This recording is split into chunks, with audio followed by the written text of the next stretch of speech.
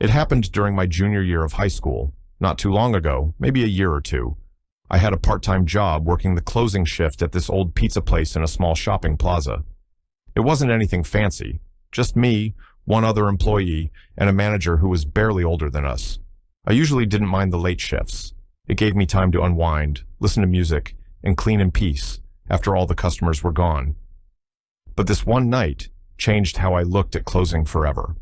We closed at 10 p.m., but by the time we mopped floors, scrubbed the ovens, and locked up everything, it was closer to 10:45. My coworker Aiden had left early that night because he wasn't feeling well, so I was alone for the last half hour. The manager, Chris, had left right after locking the register in the safe, which wasn't unusual. He trusted me, and I knew the routine. I was just finishing up wiping the counters when I heard a knock. Not on the front door, the one with the glass windows, but on the back delivery door. It startled me. No one ever knocked back there.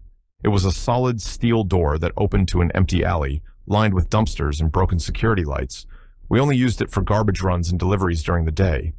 At first, I thought maybe it was a late-night delivery person who got the times wrong, or someone looking for a place to crash. I approached the door slowly, peeking through the tiny slit window near the top, but the alley was empty. No one was there. I waited for a minute, then shook it off and went back to cleaning. Maybe it was just some weird echo from a neighboring shop or something. But then it happened again. 3 knocks. Same volume, same rhythm. This time, I knew I hadn't imagined it. I walked over, heart starting to race, and looked through the window again. Nothing. No one. But this time, as I pressed my face closer to the glass, something moved, just out of frame to the right, like someone was standing against the wall, flush with the door. I backed away quickly. Whoever it was knew how to stay out of sight. I didn't open the door, obviously. Instead, I went back to the front, grabbed my phone, and texted Chris, asking if he had come back for something, or if he knew of anyone scheduled for a late pickup. He didn't respond. I sat there for a few minutes, just staring at the back door, waiting. No more knocks, no more movement. I decided to ignore it. I had to take the trash out, and I wasn't about to let some creep delay me from going home. So I did something stupid. I opened the back door, but just a crack, and yelled out, "Hey, whoever you are, we're closed. Go home." Silence. I shut the door and locked it again.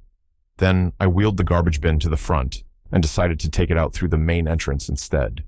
It meant a longer walk around the building, but at least it was better lit. I stepped outside, still clutching my phone. The parking lot was mostly empty except for my car and a few scattered vehicles. I pushed the garbage bin around the side of the building toward the dumpster, glancing toward the alley. That's when I saw him. He was just standing there in the alley, facing the wall, not moving. I couldn't see his face, just his back. He was wearing this oversized hoodie with the hood up, and his arms were hanging stiffly by his sides. I froze. He hadn't seen me yet.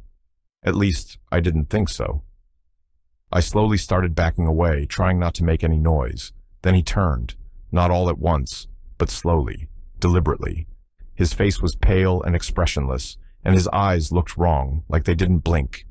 He stared at me for a second too long, and then, with no warning, he started sprinting toward me. I ditched the garbage bin and ran full speed back toward the front entrance. I fumbled with the keys for what felt like forever before finally getting the door open. I slammed it shut behind me and locked it just in time to hear him smack against the glass. He didn't try to break in. He just stood there, watching me, breathing heavily. Then he smiled. It wasn't a normal smile. It was crooked, like he didn't quite know how to do it right. After a few seconds, he turned and walked back into the shadows. I stayed inside until Chris finally called me back, panicked and apologetic. He'd fallen asleep and missed my text. I told him what happened, and he said to stay put while he called the police. They never found the guy. Security cameras at the back had been out for weeks, and the one at the front only caught me running back inside. No trace of him, nothing stolen, no damage, just a very deliberate, very real person who knew how to stay hidden. I quit that job a few days later. I don't work closing shifts anymore, and I never ever open back doors at night.